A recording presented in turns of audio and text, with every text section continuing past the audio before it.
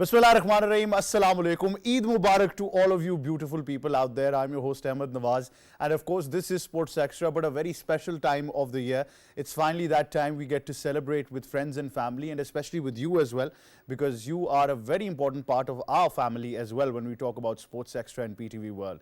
And of course, I think a lot is to be said about this Eid. It not only teaches sacrifice, but it really is the celebration of traditions and cultures and family get-togethers and friends. And I think making peace with a lot of those people who we tend to not, share the same perspective with. I think that becomes a very, very important part of the scenario as well. So therefore, I always say that it's very important to not only take care of people around you, but at the same time, what you have to do is look around as well. It's not just about, the ones who are in our family, but it's about the people who are in our community, beyond our community. It's about sharing that love, that joy, that culture with everybody. That's what this Eid is all about. And of course, I think so far we've had a fantastic day. And the great thing about Eid is that the celebration lasts for not one, not two, but 3 days.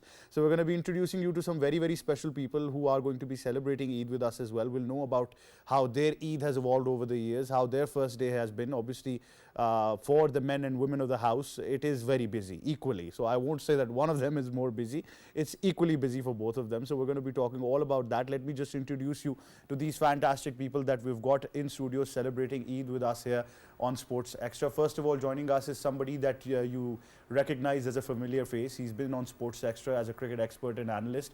And of course, I think it's finally that time of the year when we get to relax from our professional responsibilities as well, and then share the joys of Eid. Joining us is Mr. Saad Khalid. Assalamu alaikum, Saad. Eid Mubarak.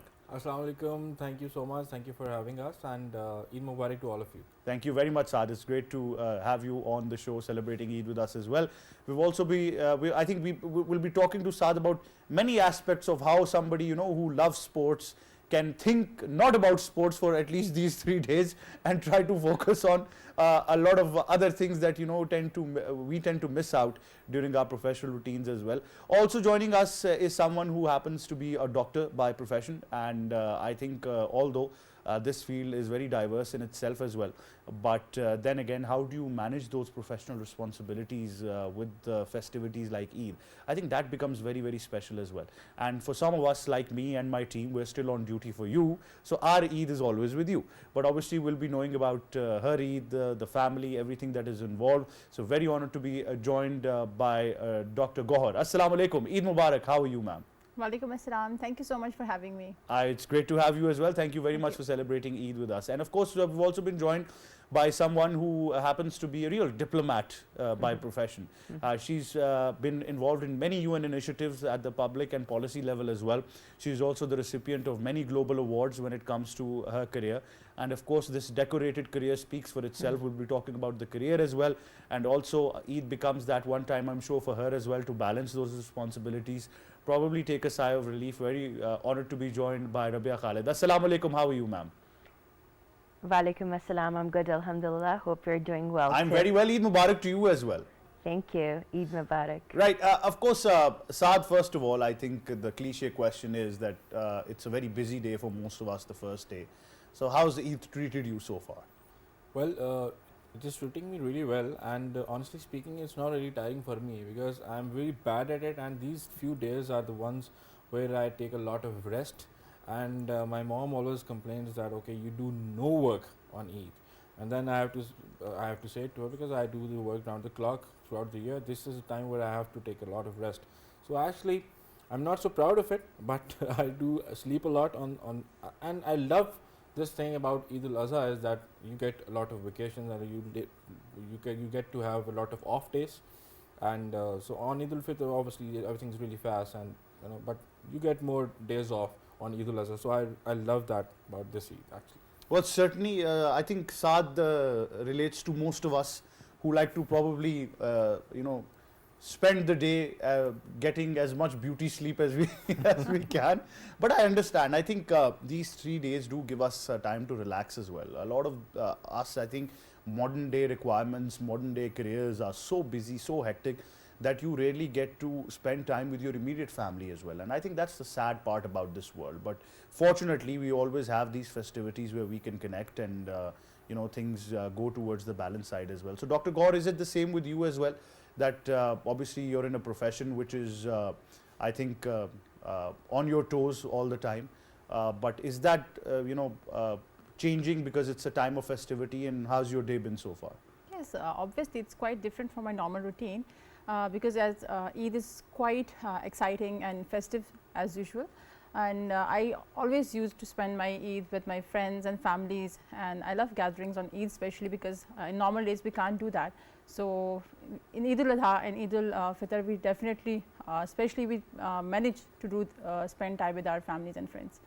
Certainly, I think that's the most important part of it, and I absolutely love it because in Pakistan we still have that culture and traditions of having friends and family over, those get-togethers, those gatherings that stay there for 3 days, and even preceding Eid as well.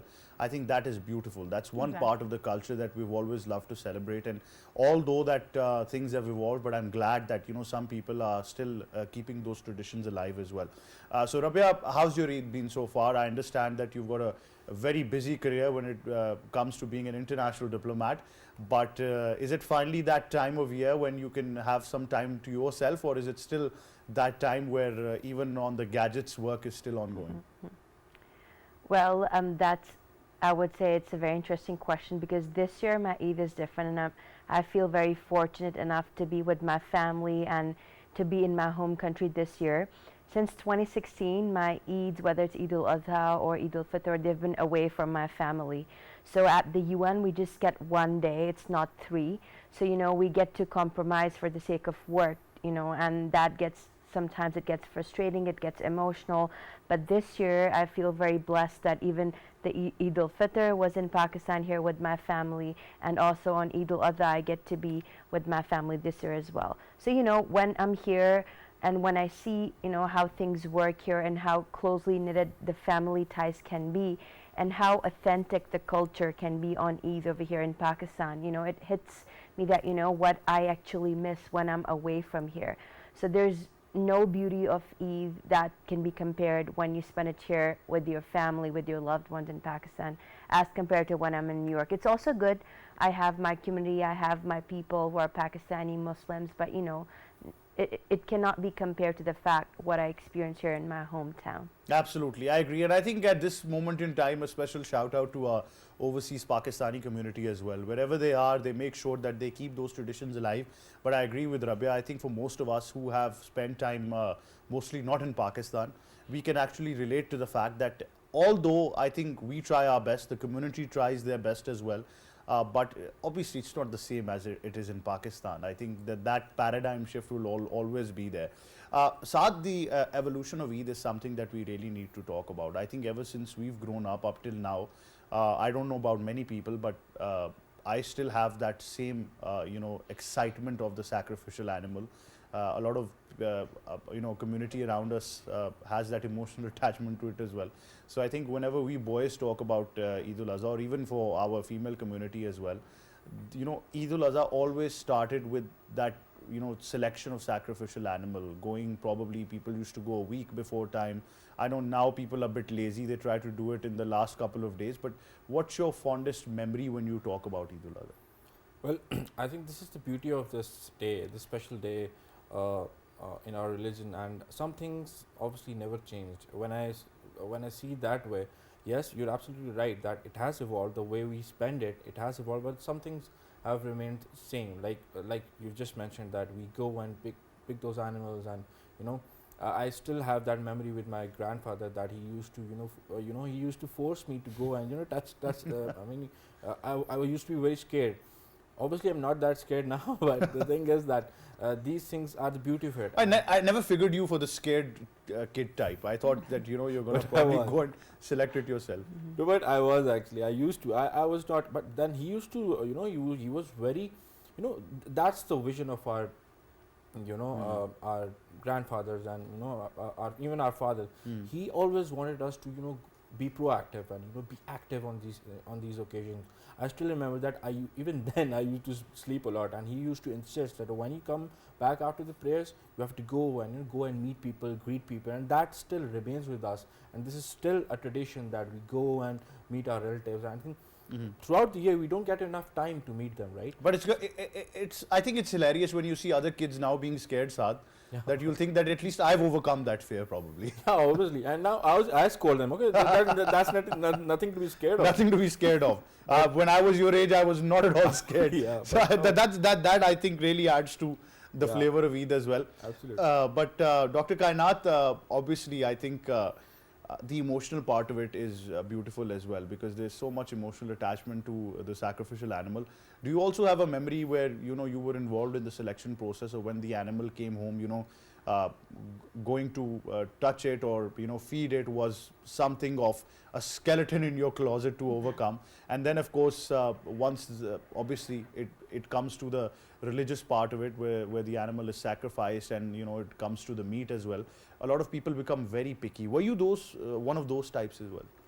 Obviously, I am picky, obviously, but obviously not. I never tried to touch the sacrificial animal because I'm still scared. I was scared in my childhood, and I'm still scared of them. But obviously, we love to see them. We love to feed them from not from near, but from far away.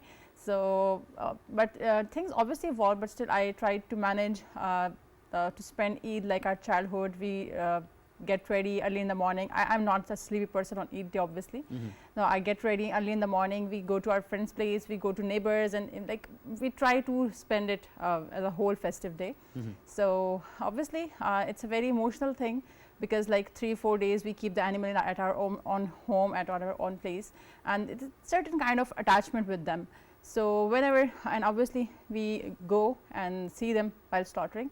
So it's quite emotional thing, but I guess that's the most religious and important thing in our religion, that we have to see that, and it's obviously good. Well, I think she really deserves a medal if she's waking up early and waking others up as well at the same time. She's aced Eid already. I think that is a superhero quality that you possess, because obviously I think for most of us the only way to go about Eid is not sleep at all, because either if we sleep we're not waking up on time, No, in fact, or it becomes very difficult. Yes. in fact, there is no Chand Raat on Eid ul-Adha, Yes. but we still celebrate Chand Raat on Eid ul-Adha too, as there's Eid ul-Fitr and festivities. Certainly. And I think that the flavor changes. Obviously, you got your preparations for the sacrificial animal, the selection process of it as well. But Rabia, you must also have some great memories when you talk about, early young years. All of us do. Like Saad mentioned, grandparents play a very positive role in making sure that we're involved in the sacrificial animal selection process. As Dr. Kainat clearly highlighted, that she's the one still going to friends and family on an early morning. That is great. What's your fondest memory, and how have you seen the evolution of Eid, not just in Pakistan, but obviously since you're a part of the overseas community as well? Well, I would say that since I was a kid, I was very fond of animals, and I always wanted to have a pet, right? So when the time of Eid al-Adha would come, I would, start pestering or insisting my parents to have the animal at least a month before. Then I would negotiate to the term of it being at our home like at least a week before Eid al-Adha. So I remember this one time, I think I was maybe 8 years old or 10 years old. So we had this beautiful, of course, goat that, I requested my parents to have it before Eid. So I would pet it, I would feed it every day, and, I would play with the goat. So I remember then one day, and it was before Eid al-Adha, I think 3 days before, I unleashed the goat and I took it for a walk, right? And of course, at the time I was not that strong enough, so I remember the goat, it tried to run away, and I was trying to hold the leash, and it was with swift speed. I remember that while I was chasing after the goat, I actually fell down, and I remember I protected my forehead, and I had a fracture on my left wrist. So I remember, even though, the love for animals, it was so much that I didn't care about the fact that I would get hurt. But, so my Eid, it was actually spent in a cast. So my wrist was fractured. So that was one of the, I can say, the memorable Eid al-Adha that I've ever spent since my childhood, So, and I would say, since I've grown older, and I see that now the excitement of Eid is still there. But one thing I would say that is missing or that, you know, gets lost in the ways that, you know, the excitement of getting Eid. Now it's like we don't get to take Eid from our elders. I remember I was that kind of a kid that I would demand for Eid, whether it was Eid al-Fitr or Eid al-Adha, on both Eids, right? That's a life skill. That's Right. a life skill. And I would be succeeded in that. And now I see my younger cousins, when they come up to me, when they ask me for Eid, I'm like, wow, the times have changed. And, you know, we've actually grown up. So I see that, you know, now those traditions I miss out on, and I think that's the evolution, that you become mature and you take on the responsible side of Eid rather than only, like, you know, celebrating it and, you know, just playing around. So that has, of course, evolved with time for me, I would say. Well, certainly, I think that really is interesting. You know, the way you picture this memory, you still have it in your subconscious, and I think no wonder Rabia is an international diplomat. Scoring Eid on both Eids is a life skill, like I said. So I think that's where the career choice was decided, that she wants to be a diplomat. But we're going to come to the career part of it as well. But Saad, since you and Dr. Kainat can share obviously this memory together as well, that once you step in to this role of you know, being a husband and starting your you know, a new life as well. So how do the responsibilities change then with Eid? Because then obviously, you know, it becomes sort of a it's hard to say, but professional obligation as well, that it's not just about the Eid, you've got to make many amends throughout these two Eids as well. No, but I have to highlight, this is a financial loss. I mean, and I have to say, as Rabia mentioned, that this is, I think most of the girls are really lucky in this regard. They get Eids on both the Eids. And when I after I did my A levels, after that I stopped getting Eid. And that was just not fair, and my sister would get it and I would give it to my sister. And so this, I think this is the financial loss, and now I have to, there's another person attached, and there's another person coming in who I have to give Eid on both Eids, and I think that's not fair. I doubt Saad's going home today. Since he's called it a financial loss, I'm sure, Dr. Kainat, you'll have a different opinion, but I'm sure that whatever Saad said, that it's a financial loss, you don't believe it, do you? You should probably tell him it's a good investment, isn't it? I'm going to actually give him more tough time now. Yeah, no, but still, yeah, I guess we girls deserve that. And I used to hear from a lot of people when they start their professional lives, they stop getting Eid. But Alhamdulillah, things has not changed for me. And after getting a husband too, We're talking about getting a sacrificial animal, she's talking about getting a husband. So, you know, the way she says it. But, you know, let me be very honest at this stage. Are you getting Eid from Saad on Yes. both Eids, or is it just one of them? on both Eids. On both Eids. Yeah. I think Saad has set the standard very high. So, yes, I agree with Saad when he says that some girls are very lucky, and I'm sure that Dr. Kainat is one of them. But Saad, interestingly, I think you've got your papers clean. Yeah, and this is actually the first one. So we actually got married recently, and so this is the first Eid al-Adha that we're spending together. So, and the most beautiful part of it, jokes apart, actually, now you know, more people have come into our families now, and it's really beautiful. And I think it's really important that I have to highlight this on screen as well, that in-laws are really important. Obviously, most people know that, and this is a great thing that now this is another responsibility added, because now you have to take your wife to her parents as well, and The National Day of In-Laws. Yes. exactly, National Day of In-laws, and I think there's a beauty attached to it as well. And you know, now I look up to them, and my father-in-law, my mother-in-law, they're just beautiful people. And you know, my dad, my mom going along with us to meet them. I think this is something that we don't get time throughout the year. So this occasion, these two occasions, Eid al-Adha, Eid al-Fitr, that actually allows us to, you know, meet these people, you know, again and again. I think that's most beautiful part of this Eid. I think that's a brilliant bond that any man shares with their in-laws. I think obviously for a woman it's difficult to adjust into a new family setup, and I completely have a lot of respect for that. But at the same time, I think the way a man caters for his wife's family is also something very beautiful in our tradition and culture. So I think that parental bond is there as well. They treat you as a son. You always treat them as your parents. They're part of your immediate family as well. And who can ignore the great food that you've got over there as well, couldn't you? And the protocol you get, I mean, that's just amazing.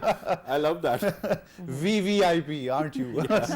So I agree with that. But Kainat, I think even for the woman's perspective as well, it's very beautiful, isn't it? That you're stepping into a new family, and then the way you connect to your own family as well on festivities, and the way that bond is shared is a beautiful part of our tradition. Well, it's a very beautiful thing. I personally believe in when you get another family and we get two parents and two mothers, two fathers and siblings more. And alhamdulillah, it's happened to me same. I got a very, very nice family. And I guess my festivities, my Eid, my daily routine is like celebrations and all. And it happened to me very well, alhamdulillah. And we are quite happy with this relationship. And yes, like as Saad mentioned that he got protocol, love and all that. And same I'm getting at his home. And in fact, he's complaining. Obviously, yes. And in fact, he's complaining that you got all the attention at my home. So yes. Saad, are you feeling left out in your own family That as is well? true. I mean, Kainat, you have to mention this, but that she get the bond that she shares with my sister and my mom. I mean, that is amazing. And they're after me all the time. Okay, has Kainat eaten or not? Did you look after her or not? Someone's I mean, jealous. But you shared my parents too. Yeah. Well, someone's jealous. I think it's a beautiful bond that both of them shared. But I think whatever compensation Saad can say now regarding his in-laws, that hashtag financial loss, I'm not going to let him get away with this one. So I think the only way he can amend that is to double the amount that he's promised to Kainat, or elsewise. I think that's going to be there as well. Rabia, interestingly, your part of the career is also something that I really wanted to know, and for our viewers' perspective as well. Because going through your profile as well, at a very young age, you've been involved in the diplomacy front. So that meant that there was always a lot of traveling, connecting to a lot of people, a lot of socializing as well. So obviously, that bond from your immediate family spreads to your social circle as well. So how's that career journey and career trajectory been for you? Well, considering the fact that when I was growing up, I've been the only child, so of course, when I was younger, I was very much attached to my parents, and my mother, she's been my best friend.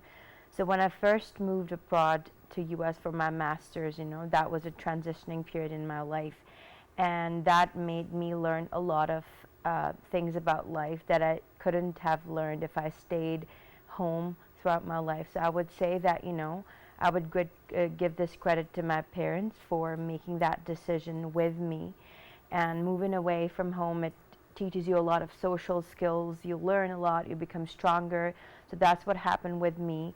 And of course, in my O and A levels, I was socially involved in other activities other than my original studies. I wanted to be a doctor like my father, but Allah had better plans for me. So in my extracurriculars, I always participated in the Model United Nations conferences, and I would go to different countries to attend these conferences. And when I started getting the outstanding delegate awards in those, and being recognized for my diplomacy and my speaking skills and my public speaking skills, so I thought, why shouldn't I, it's a good opportunity that I should convert the extracurriculars into my main curricular.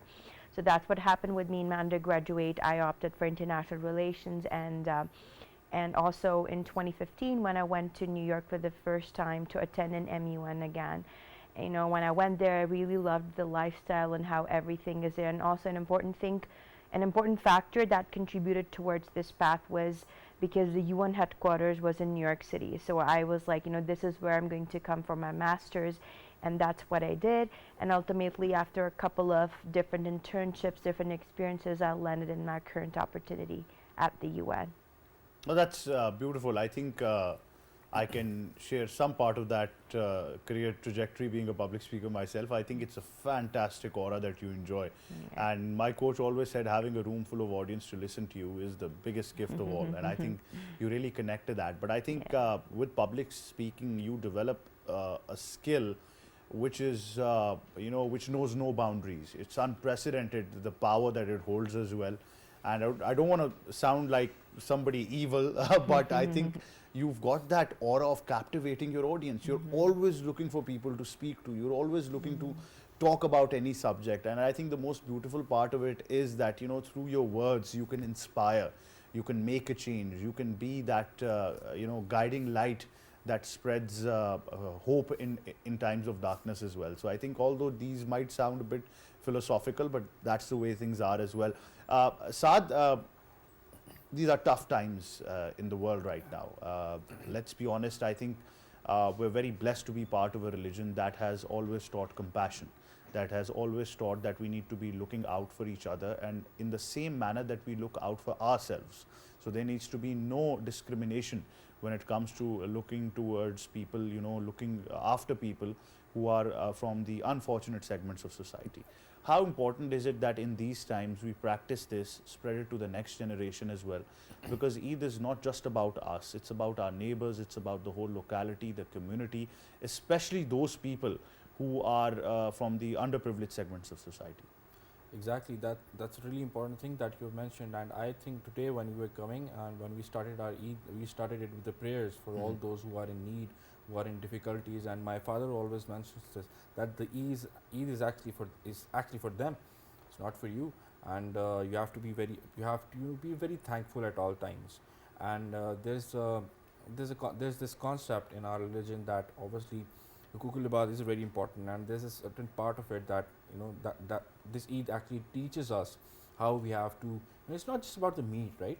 And it's also about teaching us how we have to behave with these people, how should we treat them, and how should we talk to them, and obviously how should we always thank Almighty Allah that for the things that we have, and for those who don't, we have to really look after them. Certainly. Saad, it's important, isn't it, that I think throughout our daily routine as well, we try to probably do that. I think that's the best part of the Pakistani community as well, that we've got a lot of people who are selflessly, I think, working for this cause as well. But how does that Eid, how do you connect it? Because this Eid is about sacrifice. Right. And, you know, it's not just about consuming meat ourselves. Exactly. That distribution policy that Allah subhanahu wa ta'ala gave us is something that we can practice. Yes, and there again, that this is something, you know, so this is what we do, most of the people do. And I'd really like to request most people that we should be doing this throughout the year, right? Not just on Eid. Yes, the distribution policy, or at times I've also observed that some people are not too, you know, I don't Generous, want to sound, probably? obviously, but I don't think that, you know, you just mentioned when you started the show that how it has evolved. I personally think that the way we've indulged ourselves into different things in our routine, people have probably forgotten the fact that there's a certain thing you know, attached to our religion as well. It's not just about offering 5 times prayers, or, you know, the Hajj or the Ramadan, but this is really important. Hukuk al-Ibad is so important that, you know, it's huge. You have to really look after all that, and the people who are in need, the people who are in difficulties. I mean, at times I was mentioning this to Kainat as well, that even if you just find a little time and pray for those people, so like for example, the people in Kashmir, the people in Palestine, if you pray for them, that also gives you, you know, that sense of responsibility, and that you are giving away, because finding time and asking from Allah to help them and to, you know, bestow upon His mercy on them, this is also something that we need to, you know, be doing more often. And, you know, to prolong it, I think the meat and, you know, other areas of, you know, how we can help out these people, that is really important, I think. Absolutely. I think Saad is right on that note as well, that if you look at the guidebook or the guidance that has been given by the Almighty, where Allah clearly mentions that I may forgive you for your obligations towards me, but towards my people, that is something that He won't forgive you for, and that's your job to make amends with that as well. And it's an unfortunate part of it, Dr. Kainat, that in our culture, you know, we always have quarrels, and, you know, these things go on and on. It's very natural, it's a human instinct to disagree or argue, but when it comes to a part where you're not even talking to someone for the whole year, this is probably the time when you can make amends for that. Exactly. I guess this is the beauty of our religion, that these festivities, these occasions are for such instances that even in fact we are not talking to those. There are a lot of our family members, our friends to whom we are not connected all year due to some personal reasons or any kind. But I guess this is the beauty of Islam, this is beauty of our religion, that we try to connect all those on this Eid, as it's a part of our religion. And the major thing that you guys mentioned, that the distribution of meat and taking care of all those who are in need, that's the most important thing. A lot of people have connected Eid al-Adha with collecting Eid meat at their own home, at places. But I guess this thing is that for the distribution. Eid al-Adha is about distribution, that all those who can afford Eid, who can afford sacrifices, they have the responsibility to distribute all those who are in need, because we can afford that all throughout the year, but they are not. So I guess this is the major reason and major thing we should practice, we should plan. In fact, today, before coming to the studio, we did that. Our father always told us to distribute that, even not to leave a single packet at your own home, but to distribute in the needy people.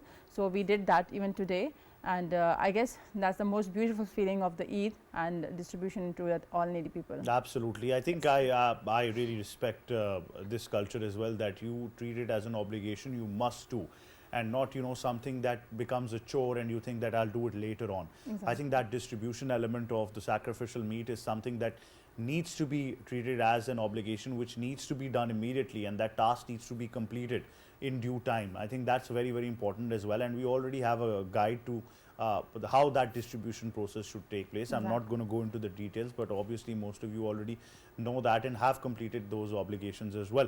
But Rabia, since you're a diplomat and diplomacy is a skill that you own, this factor that I just mentioned, because there's difference of opinion, but unfortunately it turns to quarrels.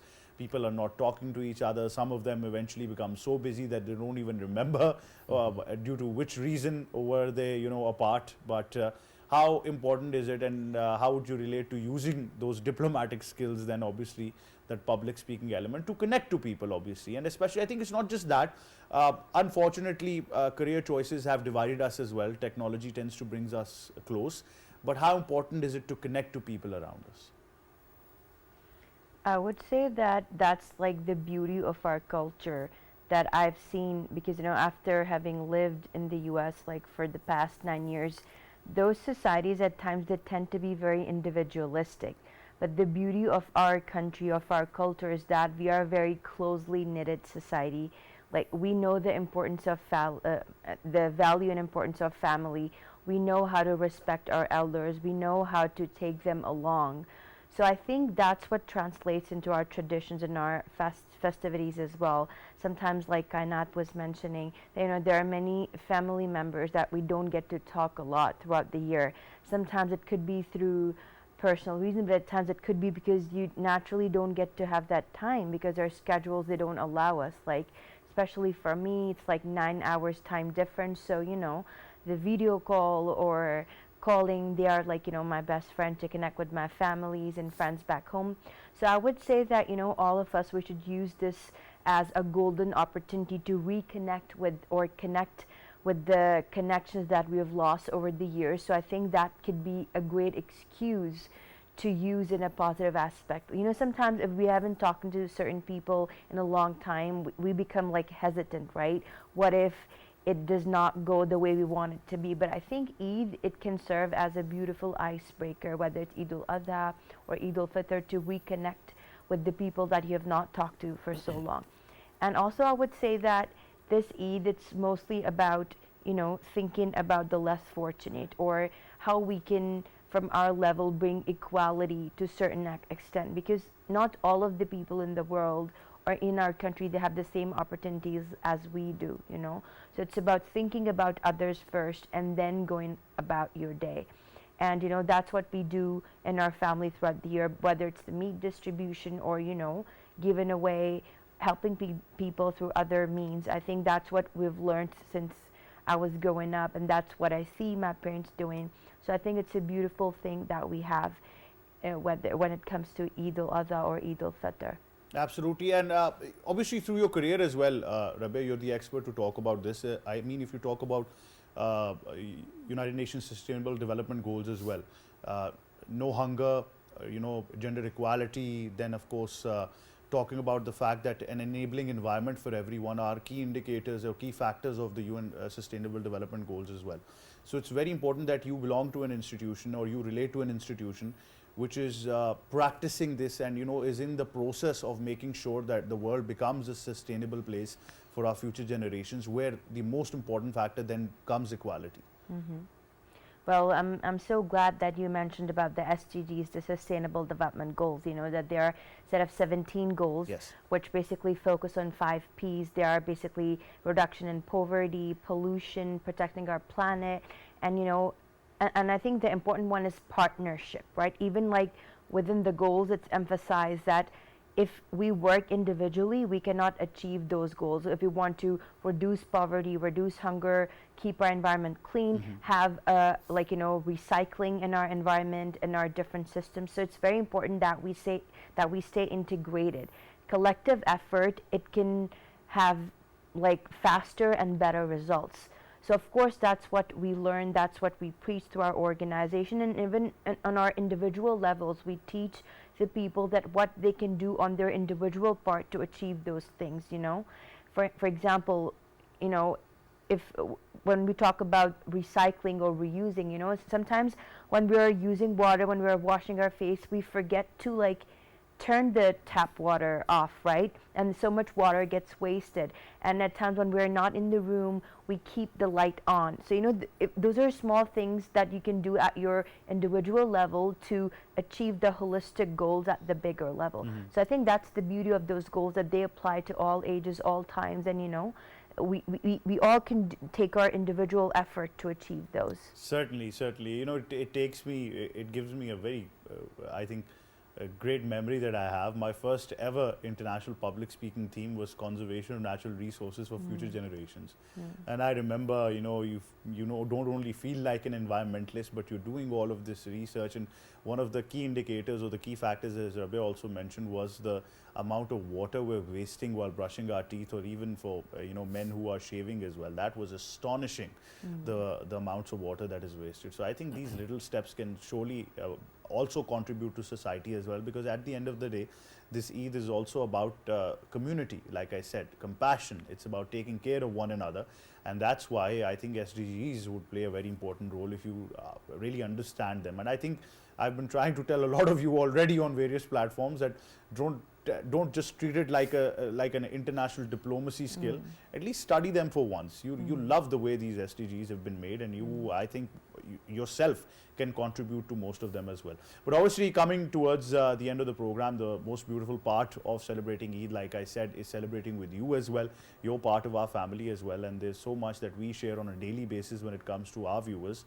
But obviously, our guests would like to send out very important messages, which are a very important part of our program. So Saad, what's your message to the community out there, your friends, family, and all our viewers as well on this Eid al-Adha?